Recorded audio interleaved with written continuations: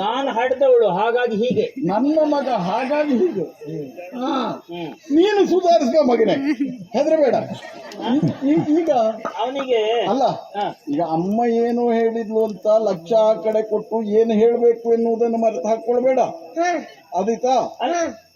ನೀನು ಹೇಳಿದ್ ಬೇಡ, ಅವ ಹೇಳ್ತಾನೆ ಅದೆಲ್ಲ.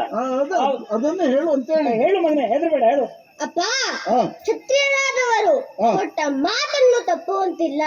ನೋಡ, ನಾನು ಹೇಳ್ಕೊಟ್ಟಿದ್ದೆ, ಸರಿಯಾಗಿ ಹೇಳ್ಕೊಟ್ಟಿದ್ದೀಯ. ಅದರಲ್ಲೂ ದೇಹಿಯಿಂದ ಬಂದವರನ್ನು ರಕ್ಷಿಸಬೇಕಾದದ್ದು ನಮ್ಮ ಹೊಣೆ. ನೋಡು, ನಮ್ಮ ಕುಲದ ಕೀರ್ತಿಯು ಗೊತ್ತ ಅವನಿಗೆ, ನಮ್ಮ ಹೊಣೆ.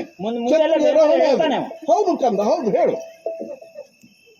ಗಂಧರ್ವಲೋಕದವನಾದ ಈತನನ್ನು ನೀವು ರಕ್ಷಿಸಿದಿರಿ ಅಂತಾದರೆ 3 ಲೋಕಕ್ಕೂ ನಿಮ್ಮ ಕೀರ್ತಿ ಪಸರಿಸುತ್ತದೆ. ನೋಡಿ ಹಾ ಹಾ ಹಾ ಹಾ ಹಾ ಅಂತೆಯೇ ಹಾ ಧ್ರುವನಲ್ಲಿ ಶಿವನನ್ನು ಮೆಚ್ಚಿಸಿ ಹ್ಮ್ ಅನೇಕ ದಿವ್ಯಶರಗಳನ್ನು ಪಡೆದ ನಿಮಗೆ ಇದೇ ಸರಿಯಾದ ಮಾರ್ಗ. ನೀವುಗಳನ್ನು ರಕ್ಷಿಸಲೇಬೇಕು. ನೋಡಿ ನಿಮ್ಮ ಕತೆ ಎಲ್ಲ ಹೇಳ್ಕೊಟ್ಟಿದ್ದೇನೆ ನಾನು. ಹೌದಾ ಅಲ್ಲ ನೀನು ಈ ಪುಟ್ಟ ಬಾಲಕನಿಗೆ ಹೇಳ್ಕೊಡುವುದೇನು ವಿಶೇಷ ಅಲ್ಲ, ಹಾ ಹೇಳ್ಕೊಟ್ಟಿದ್ದನ್ನು ಸರಿಯಾಗಿ ಹೇಳ್ತಾನಲ್ಲ ಅದು ವಿಶೇಷ.